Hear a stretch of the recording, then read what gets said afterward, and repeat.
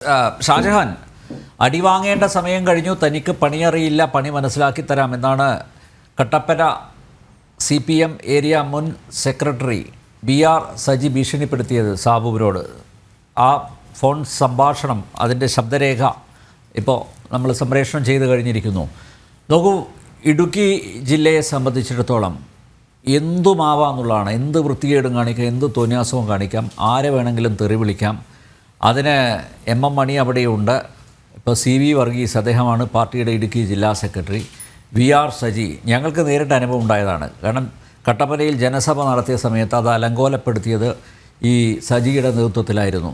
അവിടെ കസേര എറിഞ്ഞതും, അന്ന് പുഷ്പനെ അറിയാമോ എന്ന് BJPയുടെ പ്രതിനിധി ആ ജനസഭയിൽ അദ്ദേഹം അത് മാത്രമേ പറഞ്ഞുള്ളൂ. അപ്പോഴേക്ക് കസേര വരുന്നു, അവിടെ കൂട്ടയാടി നടക്കുകയാണ്. അന്ന് അവിടെ CPMൻ്റെ പ്രതിനിധിയായി വന്നത് ഈ BR സജിയാണ്. ഇവരുടെ ഗുണ്ടായിസം അനുസ്യൂതം തുടരുകയാണ്. ഷാജഹാൻ, ആരുമില്ലേ പിടിച്ചു കെട്ടാൻ? അല്ലേ, നിങ്ങൾ യഥാർത്ഥ പ്രശ്നത്തിലേക്ക് തുടക്കത്തിൽ തന്നെ വന്നു എന്നത് വളരെ അഭിനന്ദനാർഹമാണ് എന്നാണ് എനിക്ക് സൂചിപ്പിക്കാനുള്ളത്. എനിക്ക് പറയുമ്പോൾ വിഷമമുണ്ട്, പക്ഷേ എത്ര സമചിത്തതയോടുകൂടി വളരെ ലളിതമായിട്ടാണ് BJPയുടെ പ്രതിനിധി ഇവിടെ ഇങ്ങനെ സംസാരിച്ചുകൊണ്ടിരുന്നത്. ആലോചിച്ച് നോക്ക്. നമ്മൾ കരുവന്നൂർ എന്ന് പറഞ്ഞൊരു ബാങ്ക്, ആ ബാങ്കിൽ 2020 മുതൽ നമ്മൾ ക്രമക്കേട് ചർച്ച ചെയ്തുകൊണ്ടിരിക്കുകയാണ്. ഇപ്പോൾ 2024 കഴിയാറായി.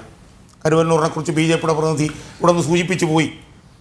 ഇത് വളരെ സാമാന്യമായി ഇങ്ങനെ വളരെ ശാന്തമായി BJPയുടെ പ്രതിനിധി ഇങ്ങനെ സംസാരിച്ചങ്ങനെ പോവുകയാണ്. ഞാനതിങ്ങനെ കേട്ടിരിക്കുകയായിരുന്നു. കസ്റ്റമർ റിസ്കിങ് അത് ഇതെന്നൊക്കെ പറഞ്ഞിട്ട്. അനില, ഇതിവിടെ ഇങ്ങനെ നടന്നുകൊണ്ടിരിക്കും. ഇനിയും ആളുകൾ ഇവിടെ ആത്മഹത്യ ചെയ്തുകൊണ്ടിരിക്കും. CPMകാരൻ ഇതുപോലുള്ള, ഞാൻ ആ വാക്ക് സംസ്കാര സമ്പന്നമല്ലാത്തതുകൊണ്ട് ഉപയോഗിക്കുന്നില്ല, ആ പണി ഇവിടെ ഇങ്ങനെ ചെയ്തുകൊണ്ടിരിക്കും. ഒരു ചുക്കും നടക്കില്ല, ഇവിടെ ഒരു പുല്ലും നടക്കില്ല. കാരണം ഇതിനൊന്നും ചോദിക്കാൻ നട്ടലുള്ള, ആർജവമുള്ള, ഊർജമുള്ള ഒരുത്തനും ഈ കേരളത്തിലില്ല. അതിൽ ആദ്യത്തെ പ്രതിയായി ഞാൻ പറയുന്നത് കോൺഗ്രസിനല്ല, BJPയെയാണ്. 3ാം തവണ കേന്ദ്രത്തിൽ അധികാരത്തിലിരിക്കുന്ന ഒരു പാർട്ടിയാണ് BJP. എന്ത് പുല്ലാണ് അവരിവിടെ ചെയ്യുന്നത്? കരുവന്നൂരിൽ അവരെന്ത് ചെയ്തു?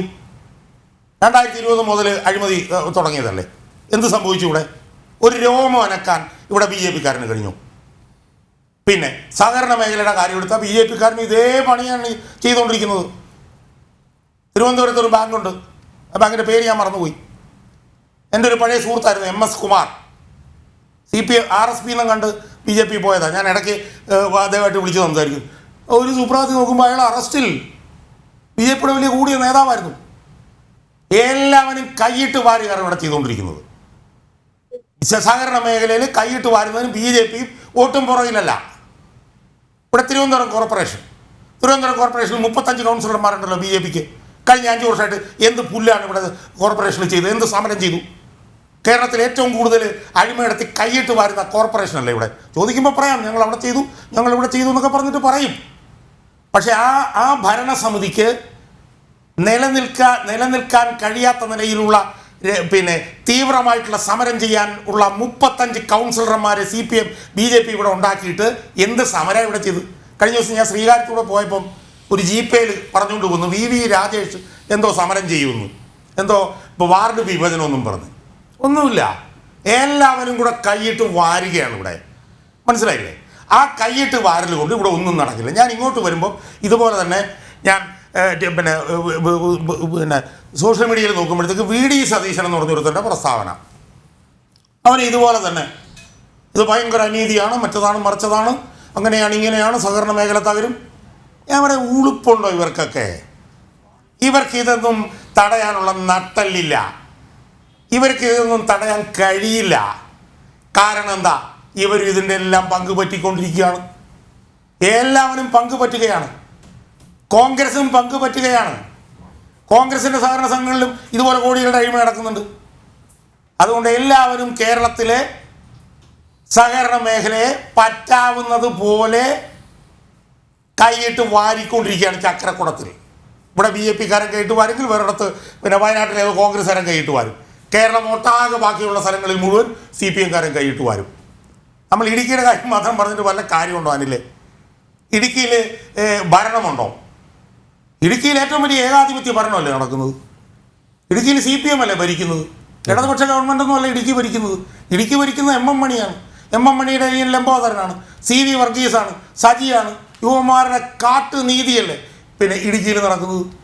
ഇവിടെ VS അച്യുതാനന്ദൻ്റെ കാല് തല്ലി കുടിക്കുമെന്ന് പറഞ്ഞവനാണ് MM മണി. ആലോചിച്ച് നോക്കും. അതുകൊണ്ട് ഇതൊക്കെ ഈ അങ്ങോട്ടും ഇങ്ങോട്ടുമുള്ള ചില അഡ്ജസ്റ്റ്മെൻ്റ് ഇടപാടുകളാണ്. എങ്ങനെ എന്നെ വിമർശിച്ചാലും എനിക്ക് വിരോധമില്ല. ഇതെല്ലാവരും കൂടെ ചേർന്ന് ഇത് പിന്നെ കട്ട് തിന്നുകൊണ്ടിരിക്കുകയാണ്, കൈയിട്ട് വാരിക്കൊണ്ടിരിക്കുകയാണ്. സഹകരണ മേഖല എല്ലാവരുടെയും എല്ലാ പാർട്ടിക്കാരുടെയും ഖജനാവാണ്. അതിൽ 80% CPM-ആണ്.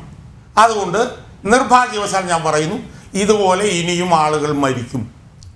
ഞാൻ കരുവന്നൂരിൽ ഈ പറഞ്ഞല്ലോ, കരുവന്നൂരിൽ ഒരു പാവപ്പെട്ടവൻ പിന്നെ അയാളുടെ ഭാര്യയുടെ ചെലവിന് വേണ്ടിയിട്ട് ചികിത്സയ്ക്ക് വേണ്ടി ചെന്ന് ചോദിച്ചപ്പോഴത്തേക്കും കരുവന്നൂരിൽ നിന്ന് പണം കൊടുത്തില്ല. അവസാനം അയാൾ മൃതദേഹം മുന്നിൽ വെച്ചുകൊണ്ട് സമരം ചെയ്തു. ഞാൻ അയാളെ പോയി ഇൻ്റർവ്യൂ ചെയ്തിട്ടുള്ളതാണ് എൻ്റെ YouTube ചാനലിന് വേണ്ടി.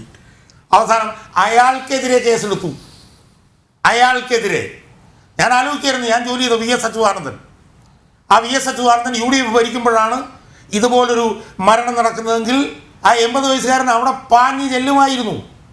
പാഞ്ഞ് ചെന്ന് അവിടെ നിരാഹാര സമരം ഇരിക്കുമായിരുന്നു. ഇവിടെ 58 വയസ്സുള്ള VD സതീശനും 60 വയസ്സിനടുത്തുള്ള K സുരേന്ദ്രനുമാണ് ഉള്ളത്.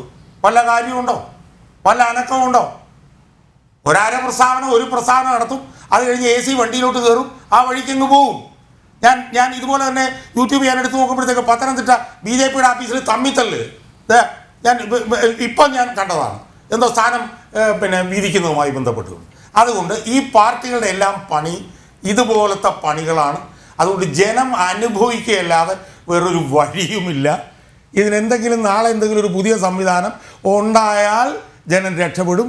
അല്ലെങ്കിൽ ഇതുപോലത്തെ കാട്ടുനീതിയും ഭരണവും ഏകാധിപത്യവും ഇവിടെ തുടരും. അതിൻ്റെ ഇടയിൽ ഒരു ചെറിയ വെളിച്ചമാണ് ദേവൻ രാമേന്ദ്രൻ കഴിഞ്ഞ ദിവസം കണ്ടത്.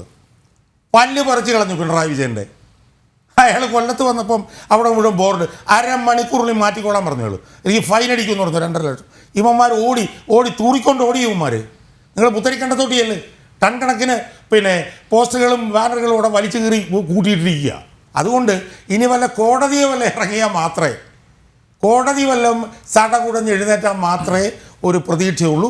അല്ലെങ്കിൽ ആളുകൾ ഇനിയും ഇങ്ങനെ മരിച്ചുകൊണ്ടേയിരിക്കും. നമ്മൾ ചർച്ച ചെയ്തുകൊണ്ടേ ഇരിക്കും.